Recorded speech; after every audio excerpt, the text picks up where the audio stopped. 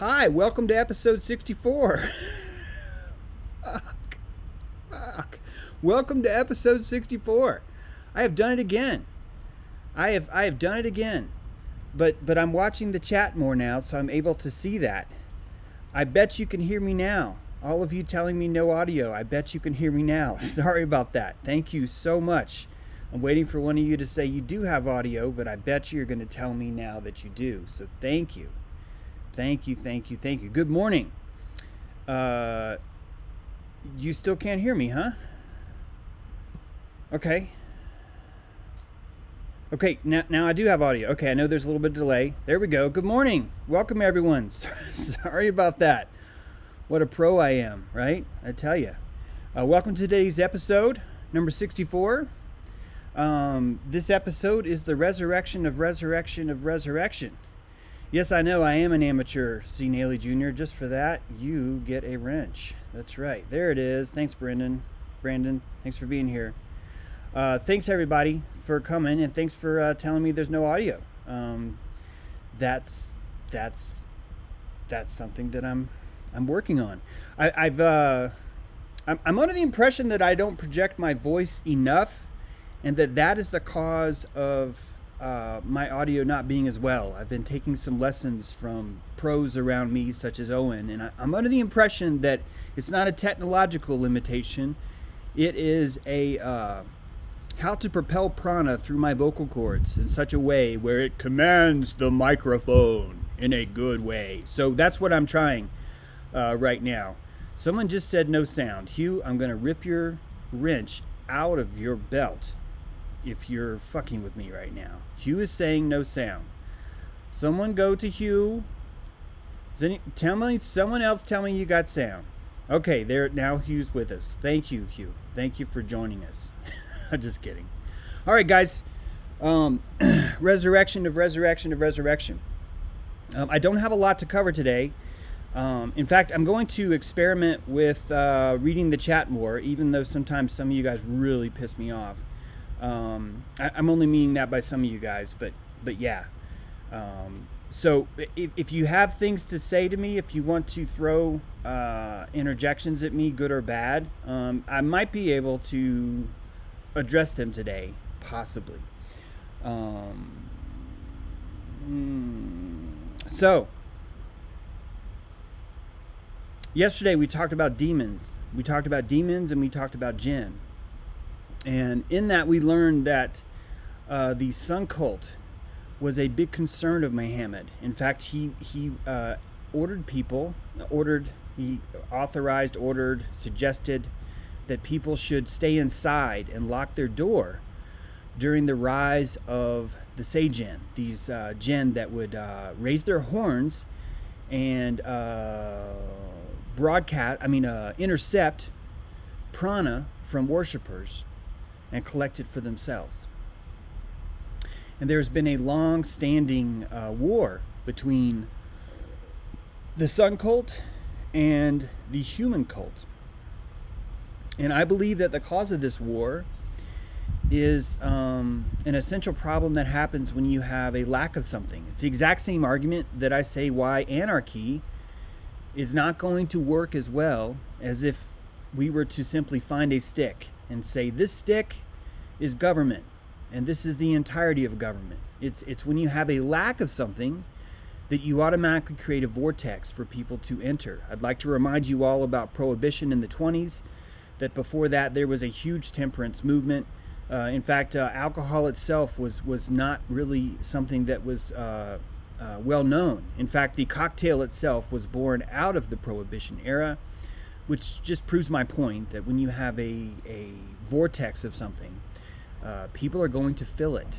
It is the orifice syndrome. People like to stick their things in holes. It goes back to a deep autonomic response from the lizard inside of us that we just have to absolutely find a way to fill voids with things. And we fill those voids because we don't like voids. We're under the impression void is bad. We are living in a culture right now where we praise the positive and we reject the negative. If anyone is to come from an argument of, hey, I think the lack of this thing would make us superior, that is shunned, that's considered bad. Lack has a fetish to it. It's if you could rate the group mind, I think we're like 4 years old.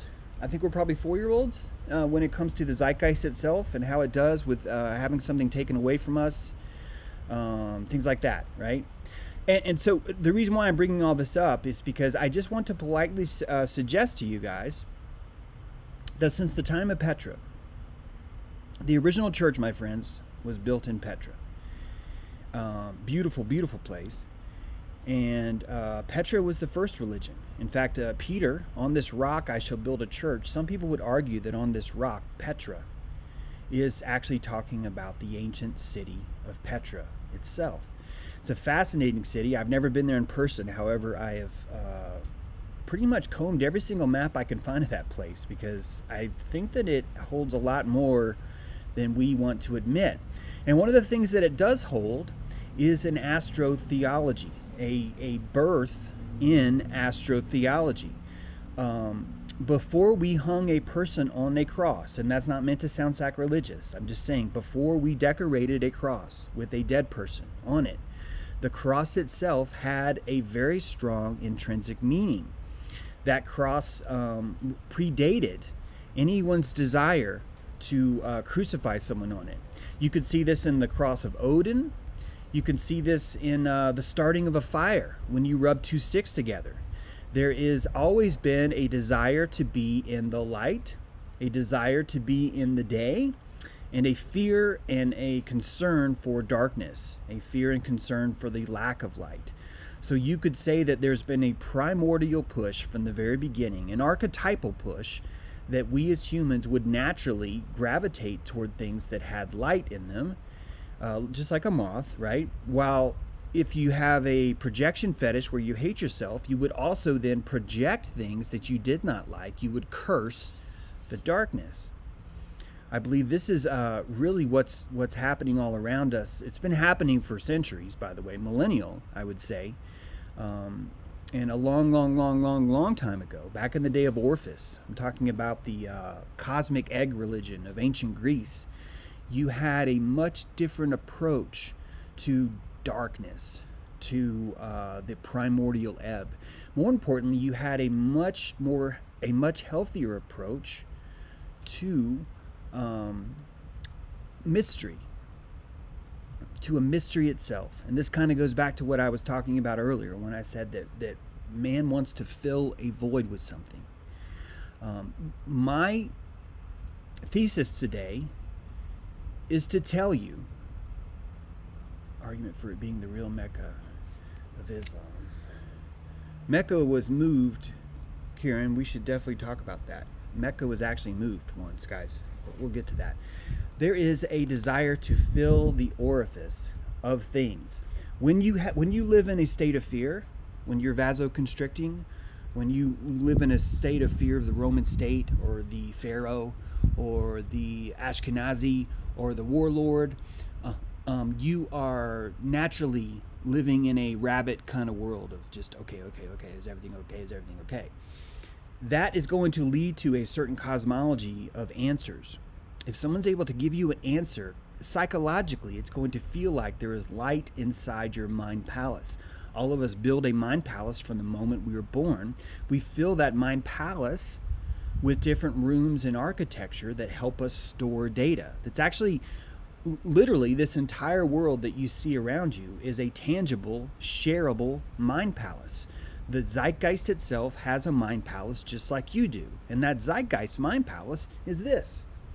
Is everything that we live in is a mind palace. And we can build our truths in this mind palace. We can establish rooms and sanctuaries for them. We can establish rejection rooms, rooms where we throw things away, rooms where we stamp our mail as junk mail, or we stamp our truth as evil. We can cast it out from us using our mind palace. We would literally build a pit inside a room and dump anything we do not want inside that pit. I have a bill from the IRS. It is in the deepest pit that I can find in my mind palace. It is never ending. And whenever I need more safety from that huge bill that I'm not able to pay, I will go into that mind palace and I will dig the hole deeper. All of us do this psychologically. When you yell at someone, what you're really doing is you're creating an emotional distance between you. You're trying to soothe yourself. We do the same thing with religion. And that's why the birth of paganism, paganism itself as a pantheism, as a not even, I hate the word theism in this way. Paganism itself as a cosmology, thank you, was doomed from the start because it was a reverence for holes. It was a reverence for doubt. It was a reverence for the unknown, for the great mystery.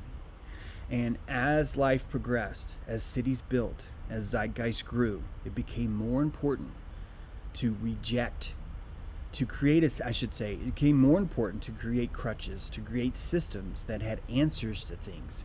An answer has sexy vibe to it. It's like news. I can bring you news, and whether or not it's true, you will still enjoy that news because it came to you. It came to you, and when it wasn't there, it came to you. News itself has an intrinsic sugar value to it, right? That's why we're seeing what we see today. Well, the same thing happens with religion. The same thing happens with cosmology. Callie, thank you so much for the support. You're always helping out. I really appreciate it. And I think you're saying skull. Isn't that how you pronounce skull? S-K-A with a circle over it, L, skull? I think so. I hope I did that justice. But thank you. Thank you so much. So as we have this cosmology of mystery, you have the opportunity for people to come in and create a light, an artificial light, a real light. It doesn't matter. They can shed light into a spot that normally had darkness to it. And I believe that darkness, I mean darkness in the pure, beautiful way. Pagan darkness is a womb. A pagan darkness is an empty plate that's about to get filled. A pagan darkness is an agnosis. It is the primordial soup that's about to present and birth gnosis. This is why paganism really doesn't have a central figure. This is why you don't read about the pagan crusades where a bunch of pagans said, we're going to go teach those fucking blah, blah, blah, how to blah, blah, blah. And please hear me when I say this. The Christian crusades had nothing to do with Christianity, nor would it have anything to do with religion. But it does show you that people will have a tendency, like Zionism does, to use religion as a spear tip, as a fuel to market a campaign for destruction. That is not a reflection on Christianity. That is a reflection on people, okay? That's a reflection on humanity itself, okay?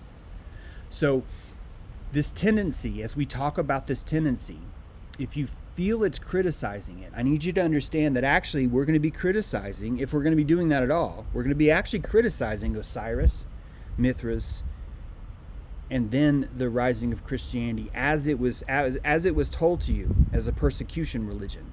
All right? Because what you're actually seeing underneath all three of these guys is the same thing. This primordial filling of voids. All right? It's if any of us in this room would be guilty of trying to fill a primordial void with light, it would be me. It would be me trying to say, ooh, watch my video. I have a theory on this.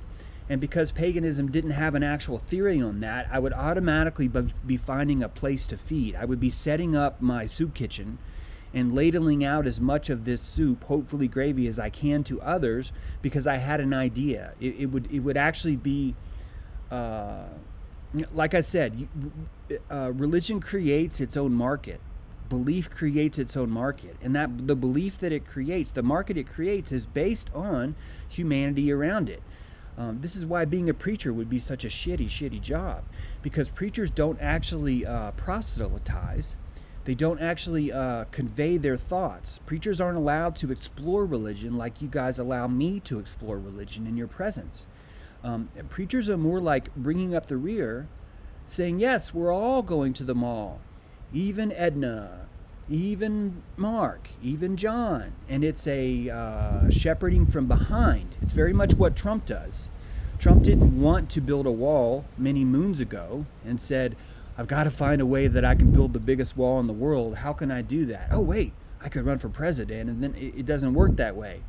Trump is behind us. He's following the flock, and he's using what the flock does to give them rewards, feeding them what they want. This is how the church is always behind from belief. Belief itself is a technology. The church is always behind that technology, using that fuel for its own ends. Now, you could say those ends are holy. That's fine. I'm not here to say that it's not. But I am here to say that the church has never led. The church has always been a follower, just like Trump, just like politicians are. This is the system itself, how it works. Stone may not lead a man. Man leads. A stone is built in his honor after he leads, all right? The same thing happens with churches. It's the exact same system in place. So, you've got a paganism with no cosmology. You've got a bunch of pagans that are sitting around going, so, who made the, not a bunch of pagans. You've got a villager walking up to a campfire with pagans saying, so, who made the world? And pagans are looking at each other going, what do you mean made? Made. I don't understand. And that's not even universal. Because some pagans would come up and say, oh, it's a turtle. Another guy would say, no, it's a great egg. It's an Orpheus egg, and a snake wraps around it. And inside that world is us, and we can never convey or understand the snake itself. All we can understand is that we are inside its grasp. It's what I'm trying to say is it was a potpourri, a potluck of cosmology wherever you went. Different villages had different cosmology because all of their cosmology was grounded in their ancestors. It was grounded in their mound. Their ceremonial ancestral mound was the closest that they could come to cosmology. Excuse me. And it's beautiful. You know why? Because it's true.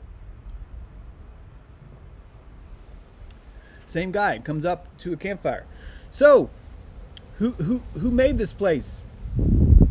This place? Yeah. Where did you and all this come from? Oh, I came from my grandfather. No. But I meant like all this place. It's like, yeah, came from my grandfather. No. I mean like the sky and the earth. He's like, yeah, came from my ancestors. Yeah. We were this mound. This is what created it all, and that's okay. It's a decentralized system of belief. It's no different than a bunch of us having small micro farms and still convening over a ballpark or at a certain picnic shelter. It's a different wiring in our system. Our systems do not run on gasoline that comes from the central petrol station. They run on something more profound, something more organic, something that we have ourselves, like biodiesel, right? You could think of pagans as running through the world on biodiesel.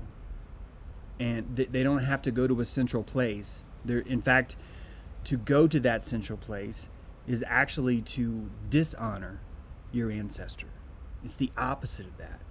So you have an entire world run by what we'll call paganism, but what you're really looking at is a bunch of people worship oranges over here, and a bunch of people worship alpacas over here, and a bunch of people worship grapes over here. And all of those are just like our craft beer. Just like we have this, all these different cities that we go to, and we can experience craft beer in a much different flavor and taste. You have the same thing with cosmology, with paganism. You have the same notions of that, okay? In fact, if you look deeply into paganism, I think what you'll mostly see is a Mobius strip. We've talked about this before, a cosmology that wraps inside of itself. There's no beginning and end because the pagan was the inventor of the first fractal. The pagan was the very first one to see what a fractal truly is. A fractal has no beginning and end.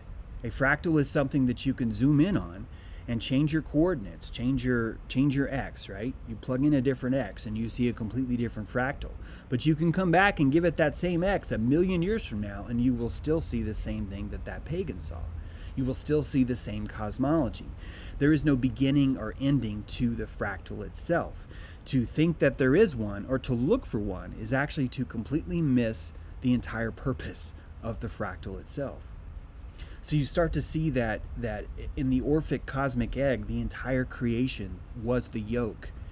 You, as the center of the yolk, were yolk. You were part of the white and the yellow.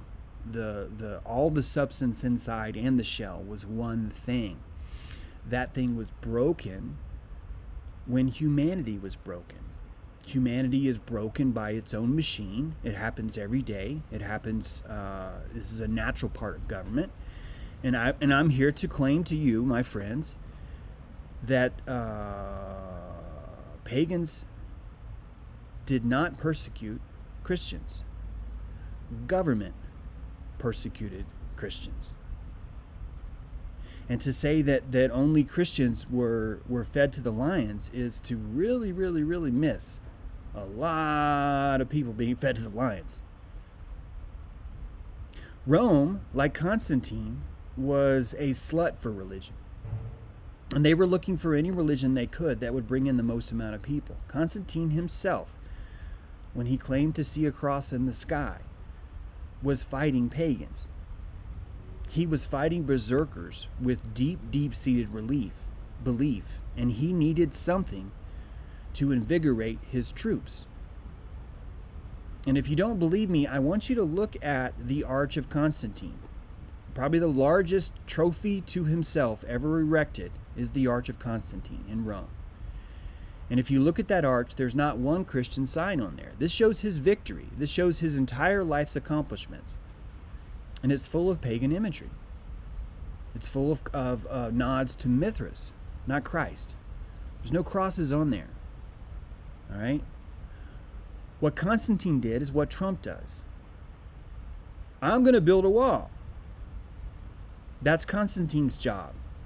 He's to look at every single thing around him and say, what can I say that will encompass the most of these people in the most passionate way so I can follow along, yet they still listen to me? This is how religion ends up becoming so infused with government all the time. This is how it works. It has to work this way.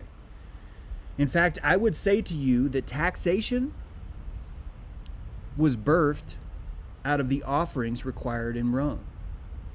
In Rome, if you wanted to work in a guild, if you wanted to fight in an army, if you wanted to share a well among your brethren, there was a physical public display of offering to the god that was required. When I say required, this is not like they were coming around smashing in doors. It was, are you following the social etiquette, right? Are you following the etiquette of what's required around here? It's a taxation on spirituality. It shows a reverence for the zeitgeist. And for the very, very first time, a living being emerged in a city. It was a necessary function of control. Once you get into that system where you're trying to control more than 19 people, you were no longer functioning on a person-to-person level. You were functioning on what can this group mind do and not do, and how can I stimulate or suppress this group mind right now. And that's what everything we've been seeing since then has been on that point, government or religion. We're not talking about God anymore. We're talking about government. City of Maple Bear, support what you like or it goes away. And you just did. Thank you. Thank you for the super chat. Very generous. Again, this is not a criticism of Christianity. It's not even a criticism. It's just telling you what humanity does. That's all. This is how humanity works. You see the same thing when you're trying to get on the on-ramp. in traffic. You're going to see a lot of people that are very polite and accommodating, and you'll see one or two that aren't. It's this is psychology more than it's religion. Now, let's go back to Egypt, and let's look at the concept of Osiris. All right, you've got a man who is tricked into getting in a coffin, and when he's tricked into getting in the coffin, he's thrown into the water after his body is chopped up into 19. Holy fuck! I think it's 19 pieces. I'm gonna look that up. Might be 19. It's weird. If it's 19 pieces, that's weird. All of his pieces are scattered around the earth. All right. Isis finds them all except for one, his penis. She puts them all back together, and then she sticks a golden phallus on him, and then she has sex with her dead husband. She has fulfilled the obligation for his resurrection. He resurrects. He comes back to life. And when you have the idea of resurrection installed in people's minds, a subterranean belief is installed too. And that subterranean belief is the afterlife. And that's a huge subterranean belief. In fact, I'm going to go so far as to say that I don't think that afterlife as a belief system existed prior to Egypt. I could be wrong about that. I'm not saying that it never existed. And yeah, you're going to say, well, but reincarnation has definitely been okay, I'm going to take it back. I don't know enough about the historical dates of reincarnation. I'm just going to take it back. Sorry. I'm talking prune my lips. Prune my lips. I was going out on a limb and I shouldn't have there. What I'm trying to get us back to, though, is that the resurrection story came and was made popular, and now you had a hole. You had a system in place where some of us had a resurrection story and some of us didn't. And so as you look at the general market of shopping, right? Like shopping for a religion, you would go in with it looking for a list. Does your God do this? Does your God do this? Does your God do that? And one of the biggest lists you're going to find is your God anthropomorphic? Does your God have a face? Because if your God has a face and we can talk about his face, my brain's going to light up when I think about that. It's going to be more related to me than if you were to tell me that the mountain is God or that the soil is God. It's going to be a God that I can cling to easier, right? And as Osiris as the resurrection of Osiris is installed in culture, you end up with places like Rome who have this concept of Mithras installed in culture. And Mithras is the resurrection. He is the sun god. All right. Now, he's actually not the only sun god, because just like in Egypt with Aten, you have this belief in soul or soli victus, right? This is more of like a sun god itself. All right. This is the son of man. This is the birth of the light of the Son of Man will guide us and make us victorious in battle.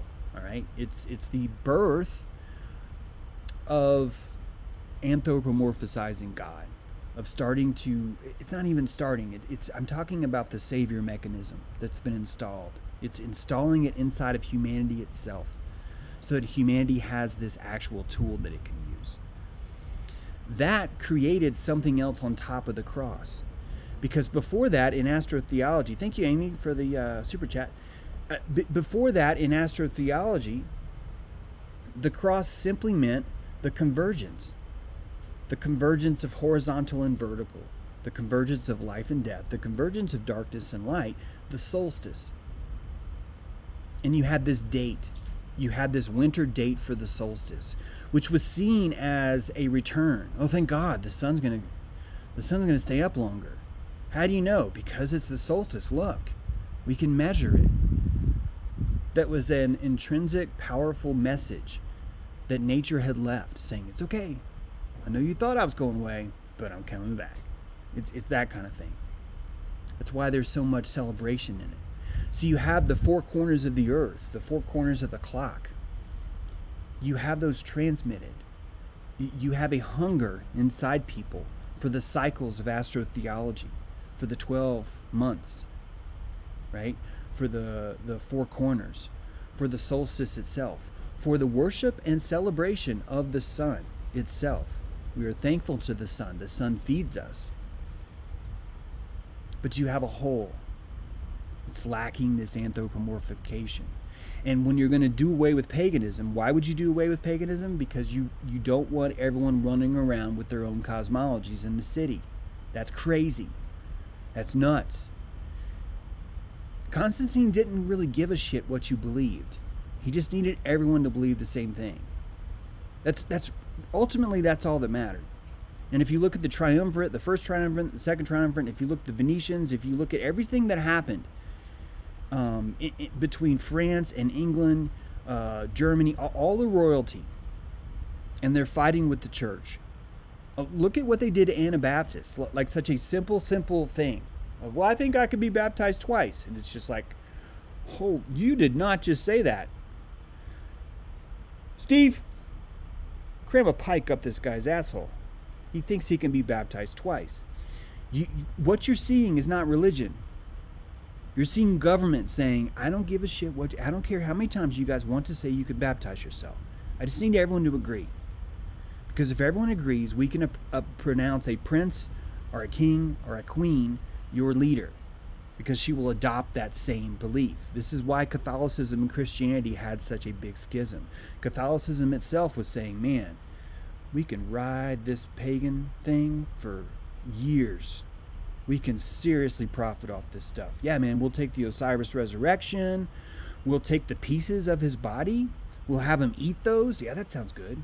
Yeah, we're going to take bones and we're going to stick them in the pulpit of every church around. So it's like a mound, but it's made out of stone. Oh, that's brilliant, dude. Totally. And we're going to say Peter is the only guy that has the key to heaven. The only one. You can't say that. No, they'll believe it. You can't say that. They'll believe it. I'm telling you, they'll believe it. How are you going to make it believe it?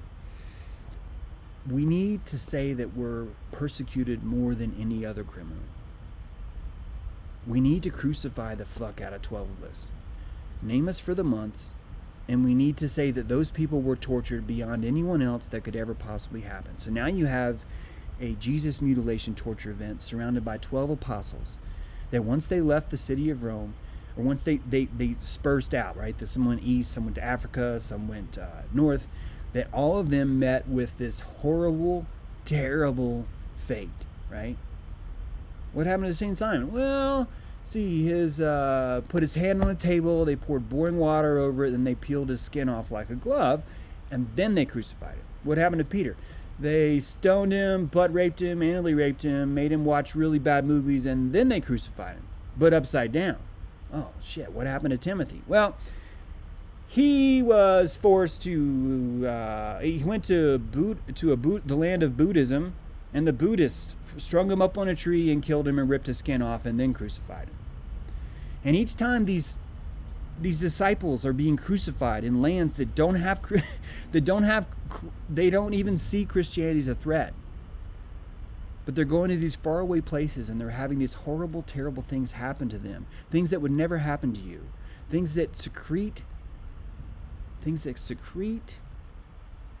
your empathy like nothing else. Oh, what happened to your son? He drowned. Oh, well, that's not nearly as bad as what happened to Peter. Yeah, you're right. You're right.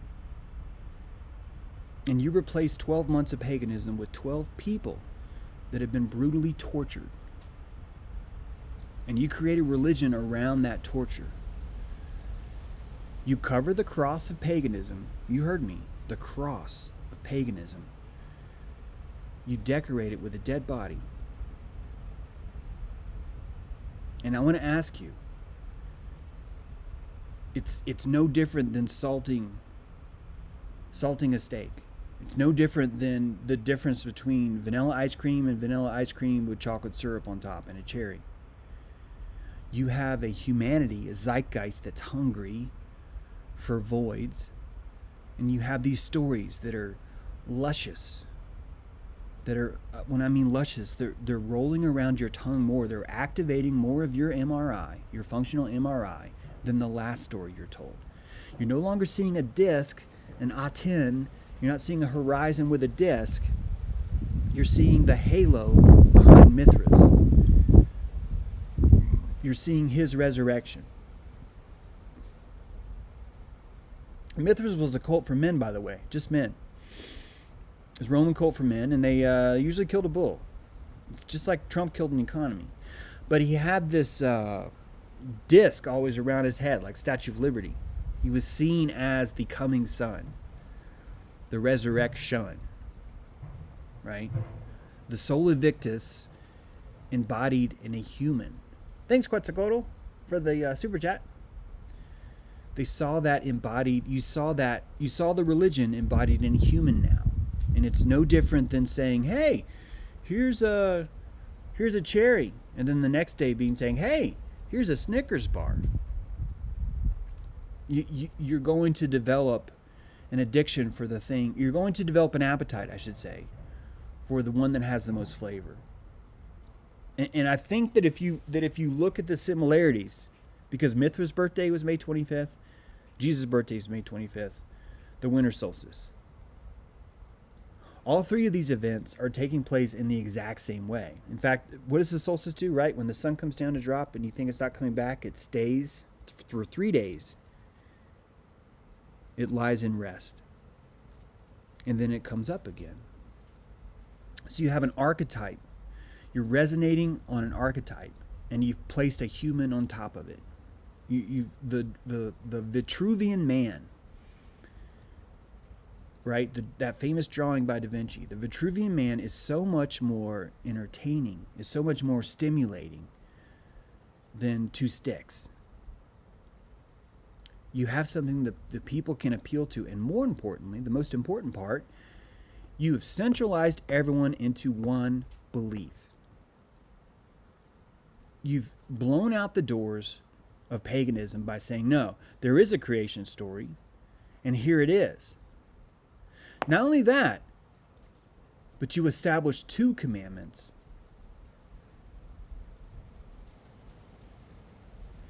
And both of them are absolutely explicit on you will not worship anything else but me, right? You shall have no other gods before me. You shall not make for yourself an image in the form of anything in heaven above or on earth beneath or in the waters below. You shall not bow down to them or worship them, for I, the Lord, your God, two words, the Lord, your God, 2 different things, am a jealous God,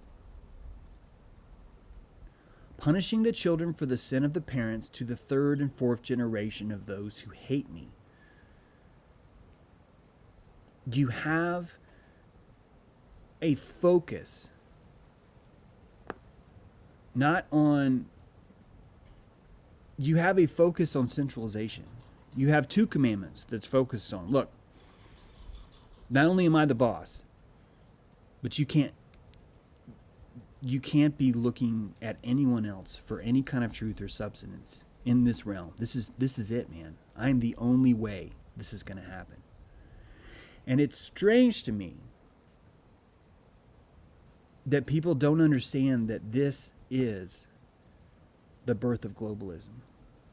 That this is the birth of Zionism. Because it is demanding that everyone conform to the same aperture of the earth. Not only does it demand that, it says that if you do not conform to this aperture of the earth, that you will be punished by a jealous Lord. My God is not jealous. You guys, your God may be jealous, and that's cool. But jealousy is the lack of self.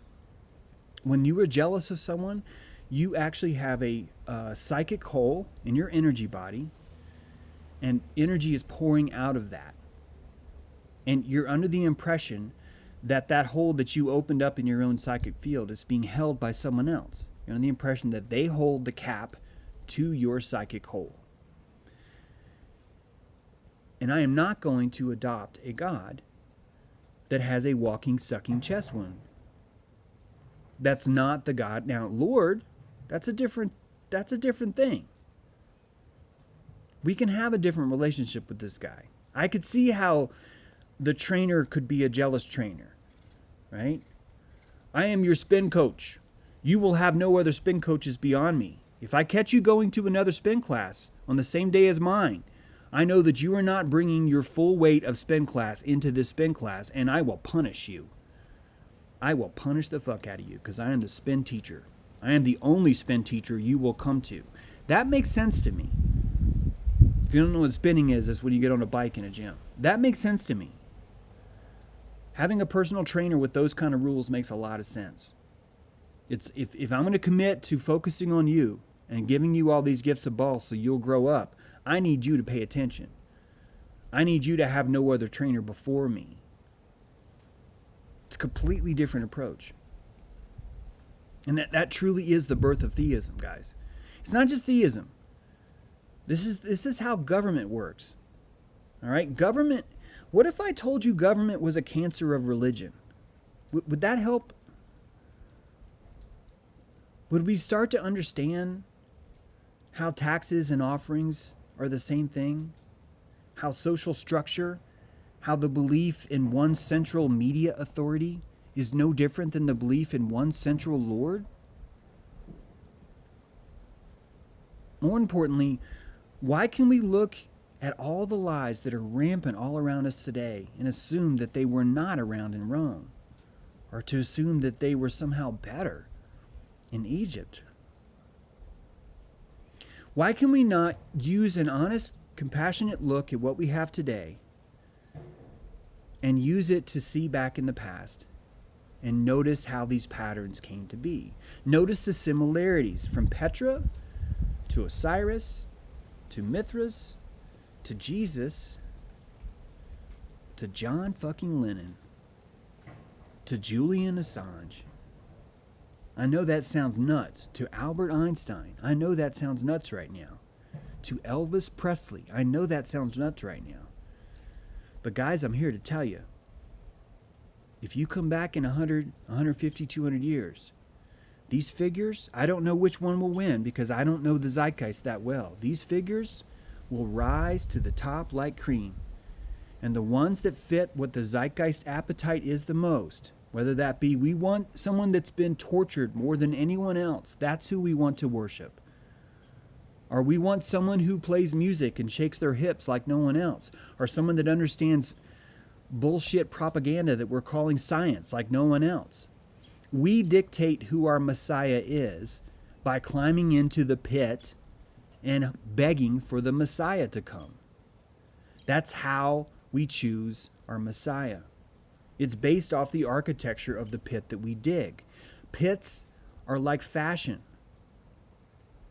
Humans wear a pit, just like they wear a shirt. Right now, we are in the pit of vaccines. We are in the pit of military industrialized medicine.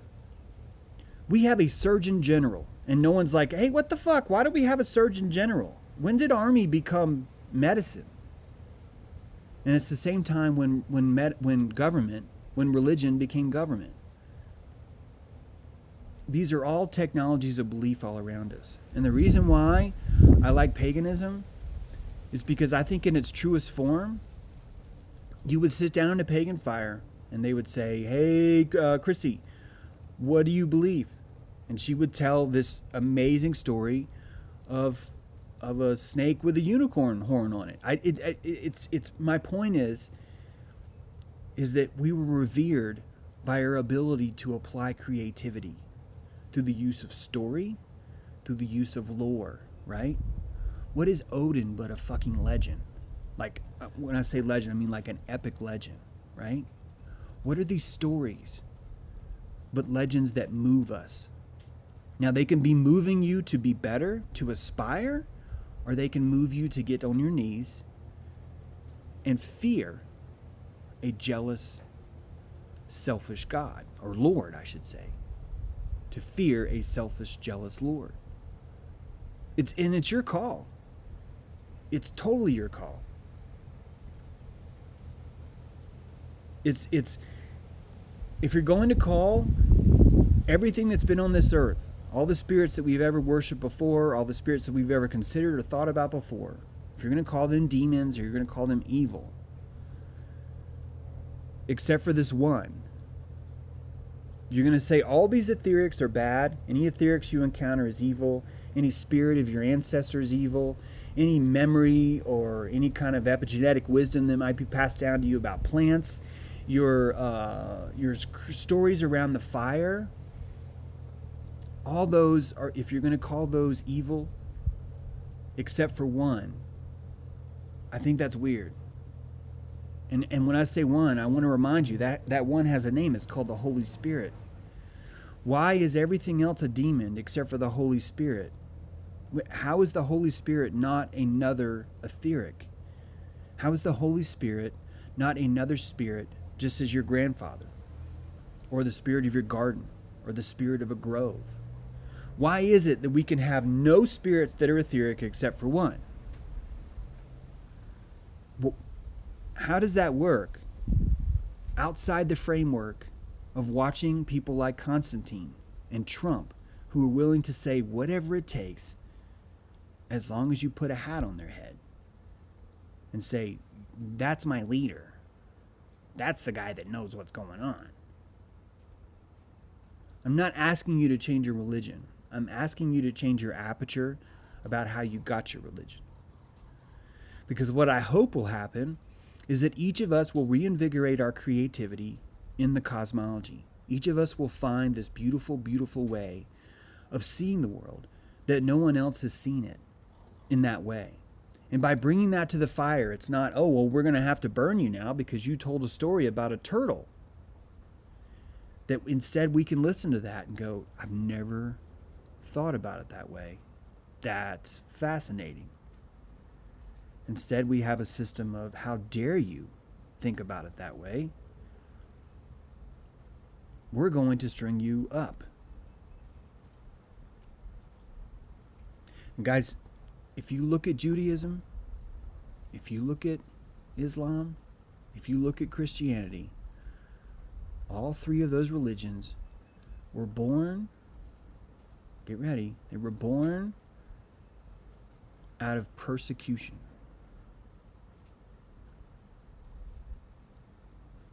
And all three of those religions have a concept of a chosen person. Someone who is special, who knows something everyone else doesn't or can't or cannot understand. And I would like for you to ask yourself, a persecution engine that's running off a narcissism, that there is a chosen among us, and that only those who have this secret word in us will survive, while the rest will burn in hell, or the rest will be goyim, or the rest will be cast out from the light of Allah. You are creating a system that's no different than government, that's no different than globalism. The idea that we all have to believe the same freaking thing. And why do we have to do that? Because we don't trust each other.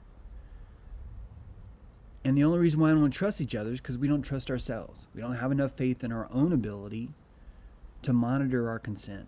It really comes down to that. It's even if you tell everyone around, hey man, don't worry, they're not going to give you a vaccine unless you give your consent. Do you know why they're still afraid? Because they don't trust their own consent. They don't trust that they're going to make the right decision.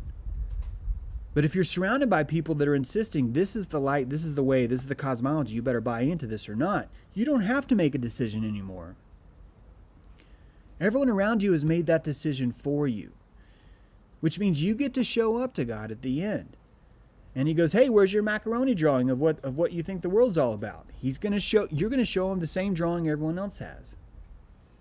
And that's fine. But he's going to be like, man, you really phoned it in. Like, I got a million of these same drawings. It's not even right, by the way, but I've got a million of these drawings. This is you. This is all your work. You didn't copy this, right? Imagine God asking you, did you copy this? What are you going to say? I followed it everything verbatim. I followed the book of Jesus. And then God's like, well, you know that when Jesus was around, he actually didn't have a Bible, right? You guys do know that Jesus did not walk around with a Bible, right? That the Bible came after, a couple hundred years after. I just want to clarify that the Matthew, Mark, Luke, and John, the 4 books, I think you'll see encoded in there this beautiful reliance on the seasons, on the cross of the sky, the astrotheology, the rock of Petra. And what's beautiful about this is all these religions, from Osiris to Mithras to Jesus, even through Constantine, even to what we have now, they all have this same concept. This astrotheology is embedded deep inside of it. This deep inside inner truth. It's like I've talked about this cross made out of stone, but it's wrapped in kudzu. Inside it is this decoded truth of what we know. It's all of us should be impressed with anyone else who walks in the dojo and shows us something we haven't seen before. We should have enough faith in our own beliefs to welcome new beliefs, to see how someone's faceted aperture works will only make you stronger. It will only make you better at sleuthing God. Unless you don't want to sleuth him and you just want to follow. You just want to follow what the zeitgeist tells you God is. I urge you guys to read Revelation, the book of Revelation. And I urge you to consider yourself one of the 144,000 in that book. But do it with open eyes. I would encourage you to read that and ask yourself, is this who you want to be? Because the 144,000, they will never grow hungry, right? They will never have a need anymore. They are always in the shelter of the Lord, while everyone else is not. And I think growing up, you're under the impression, oh, well, I hope I'm one of those. But if you truly look at that, your entire existence means you will never hunger, and that all you will do is exalt the Lord's name forever, for eternity. You are now a human pipe organ. You have no wants. You have no desires. You have no hunger. You have no lack. And for the rest of eternity, you're going to exalt the Lord's name. I think there's always been an assumption that everyone wants that. I don't know if everyone wants that. I don't know if that's the best thing for all of us. I just don't know. I would hope that you can just consider that and just think about it. Because if you can look back into paganism, you're going to find there's no Trinity. You don't need a Trinity. All right, you're going to find a lot of threes. Don't get me wrong. What I'm getting at is you don't have to build this scaffolding where God's outside the world in theism, but he's able to inject himself into it through this Trinitarian-esque scaffolding structure where it's like, well, first it comes into 3, then the 3 turn, and then the bottom part's facing down, and then you can pour the God down into that, and then that goes through the saints, and then it's distributed out into the liquid of the church or whatever. You're turning God into a centralized cattle feed, right? There's nothing wrong with that. I'm not even saying that's wrong. Just saying that if we had more respect for our differences, I think we wouldn't be freaking out right now because not everybody's wearing a mask. I think there'd be this tendency where we see diversity for what it truly can be. What I mean by that is if let the land speak of God, let the land speak of medicine. people are the tongues of the land. You will find a place in Stone Mountain, Georgia, where there will be white supremacists that want to run that town. I am telling you, let them. I'm saying let them. Let's let the world show Stone Mountain what it's like to run a white supremacist town. By the way, I'm not saying they're doing this, just using an example. I say let them.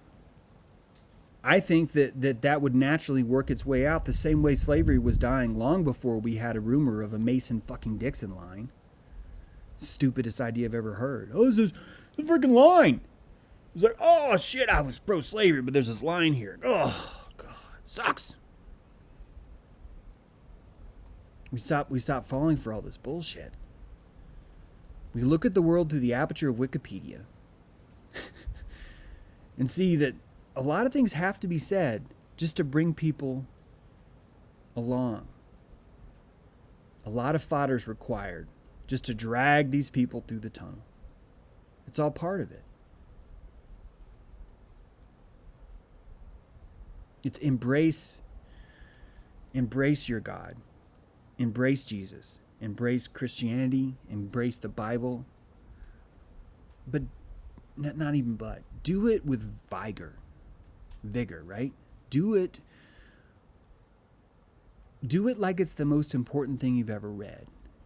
Because it should be. It should be. And when you find yourself going out on a limb, saying something that maybe doesn't fit with what everyone else said, realize you are a paladin. You're a cavalier. You've been put here to find the truth. And you're going to get muddy as hell, right? You're going to be Galahad.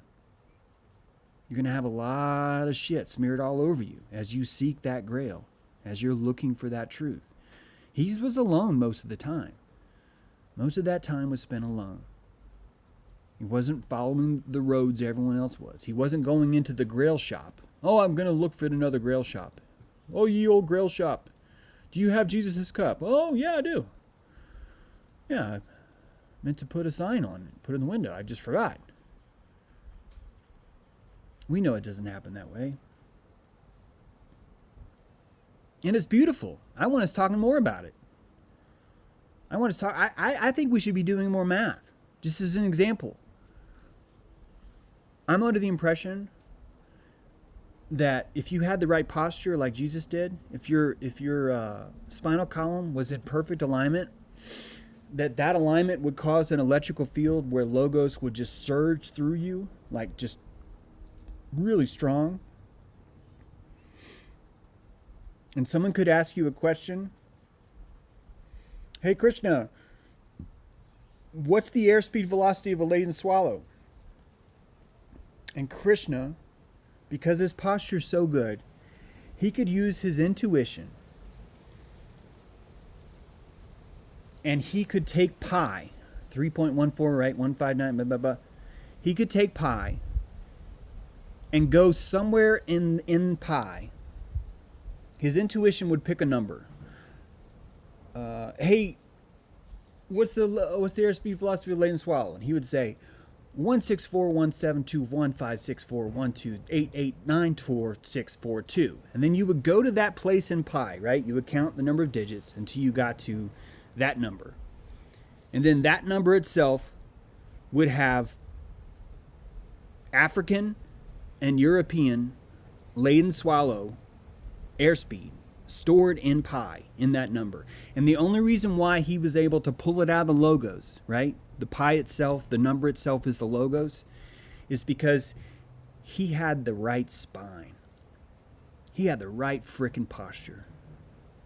What I mean by that is his posture was so right on because it wasn't covered in false shame. It wasn't covered in bullshit. It had no propaganda causing it to kink, right? He had no sin in him. He didn't do shitty things all the time. He was just a pure spirit.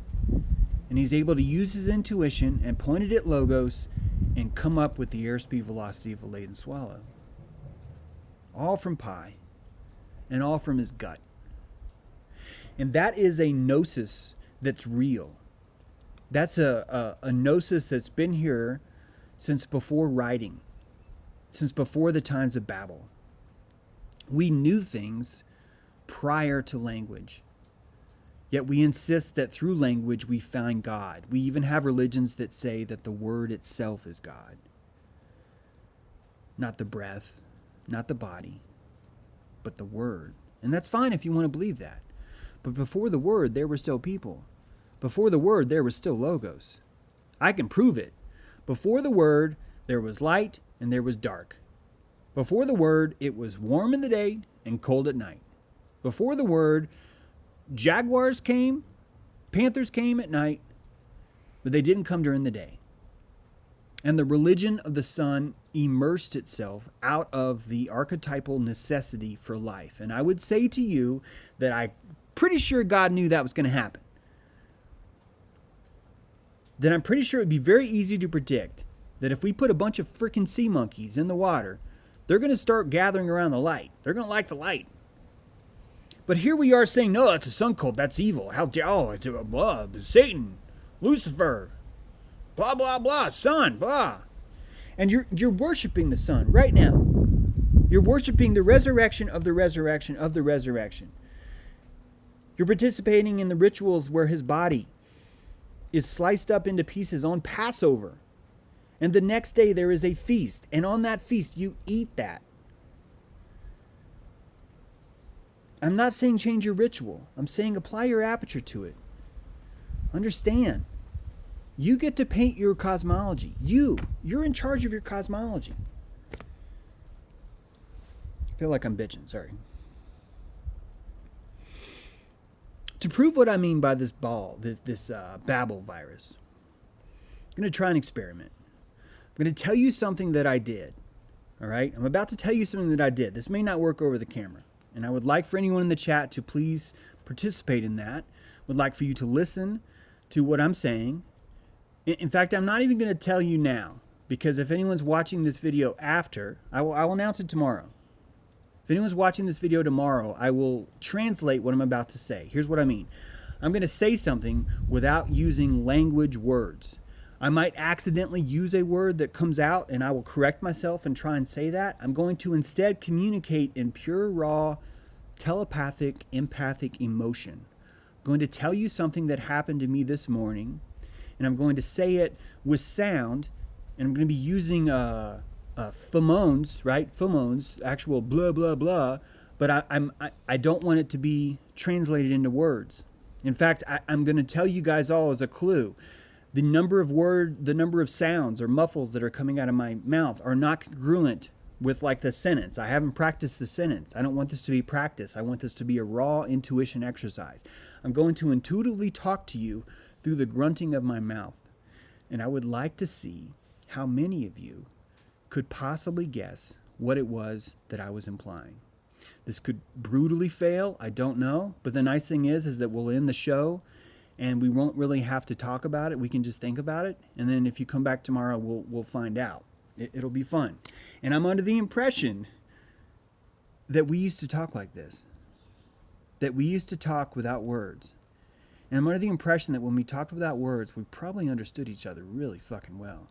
In fact, I would argue that it was very difficult to lie without words. It's a very, very difficult thing to do without words, because words, you're allowed to use something that has meaning intrinsically placed in it, a word, versus you actually having to intrinsically place your meaning into it, right? Like, I am a humble servant. Those are the words that has the words humble and servant inside of it. But behind that, I could be thinking something totally different, right? So, we're going to try that.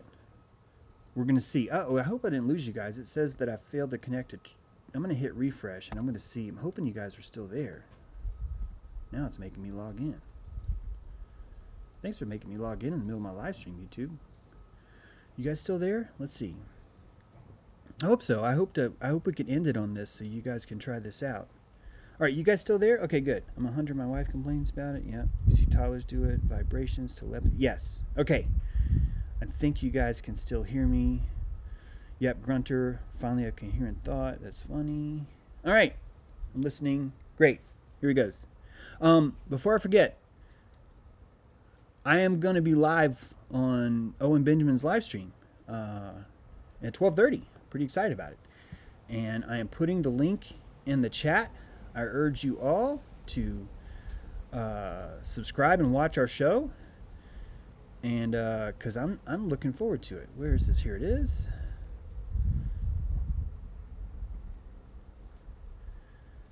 Here it is. So if you want to check that out, which I encourage you to, you can go to this URL, see chat, and you will see us talking a little bit later today. Okay, so in case I lost you because of the stream thing, I'm going to say something that happened to me today.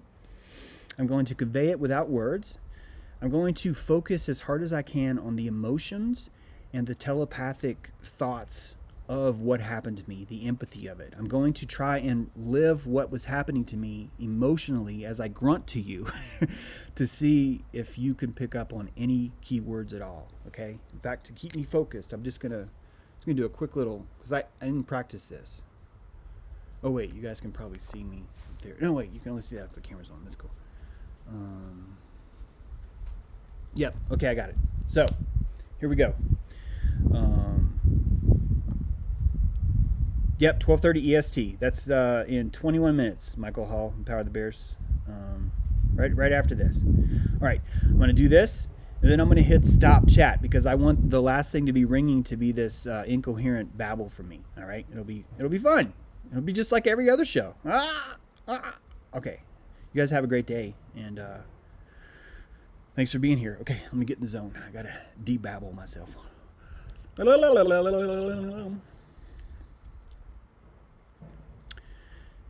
In 3, 2, 1.